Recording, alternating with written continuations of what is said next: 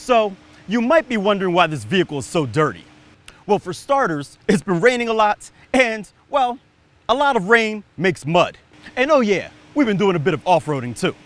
I'm Chris from AutoAcademics, and today we are here in Asheville, North Carolina with Hyundai to experience the all-new 2020 Hyundai Palisade.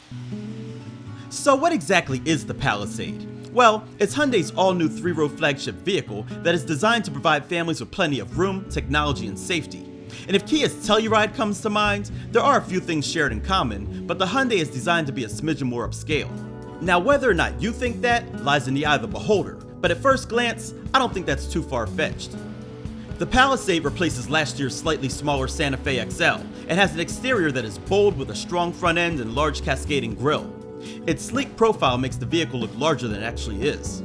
There are 3 trim levels, SE, SEL, and Limited, and we spent most of our time in the latter, which had full LED lighting all around and rolled on 20-inch alloy wheels. Under the hood, there's a 3.8-liter gas direct injection 6-cylinder that makes 291 horsepower and 262 pound-feet of torque. There's an 8-speed automatic transmission that powers either the front or all 4 wheels via H-Track all-wheel drive, and torque vectoring adjusts power in both the front and rear. No matter which trim you have, all Palisades can tow up to 5,000 pounds standard, and an auto-level rear suspension helps keep additional weight in check.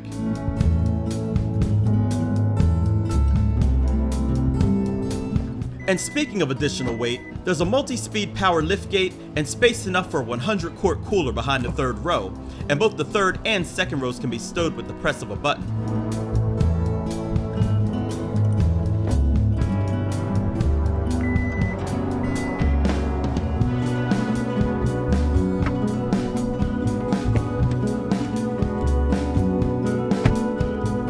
The interior definitely leans toward the luxurious side with triangle quilted door panels and seats, a new push-to-drive transmission engagement, and foldable cup holders that help increase storage capacity.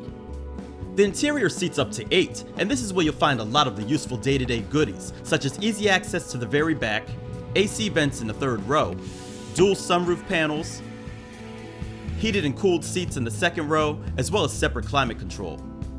Up front, this Palisade Limited has a 12.3-inch digital instrument cluster with an available blind view monitor that shows what's happening on either side of the vehicle in the dash.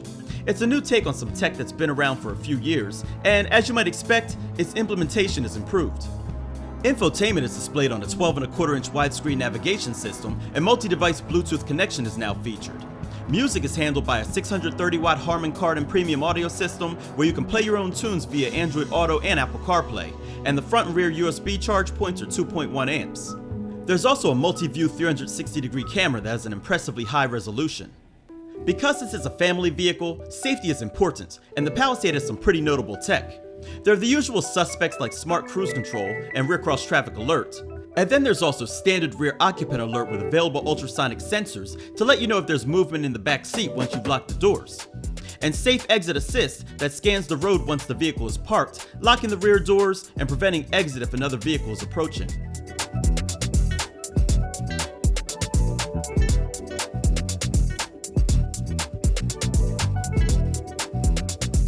We've talked about the design, powertrain, interior, and tech, but how does it drive? So, for a family vehicle, you want something that's going to be comfortable, reasonably quiet, and powerful enough to hold all the people and things that you bring with you. And I've got to say that this Palisade, it meets those criteria pretty well. Acceleration from a dead stop isn't too bad, and as long as you're not caught in one of the higher gears, it handles the hills well too. There is a drive mode selector where you can choose sport mode to force the transmission into a more sporty demeanor, so if you're in a hurry, be sure to use that. The suspension is tuned more to the sporty side of comfort, and there's also an automatic leveling system out back for when you've got heavy loads or decide to tow something.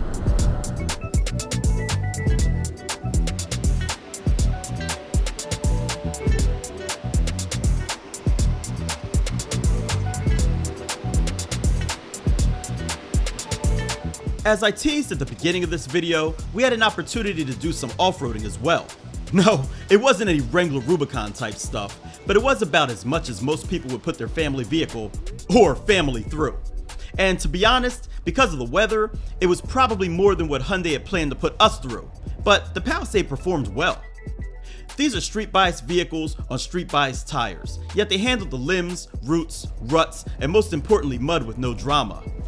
We were instructed to set the drive mode to smart, engage hill descent control, and then lock the differential as we saw fit. The non-adjustable suspension that chewed up highway miles earlier that day was also tuned well enough to handle the chewed up 2-track trails that many Land Rovers traversed on their way to prove their own might. Again, we didn't drive that vehicle's brand-specific experience, but we were in the vicinity, and the Palisade made it in and out without a scratch, or a winch for that matter. So there you have it, guys, a first quick look at the all-new 2020 Hyundai Palisade. Now, pricing starts at $31,550 for the SE trim, and this limited model is $44,700. They're also on sale right now, so check them out at your local dealer. Now, if you like this video, go ahead and give us a thumbs up. And if you haven't done so already, by all means subscribe so you don't miss what we have coming up next. I'm Chris from AutoAcademics. Thanks for watching.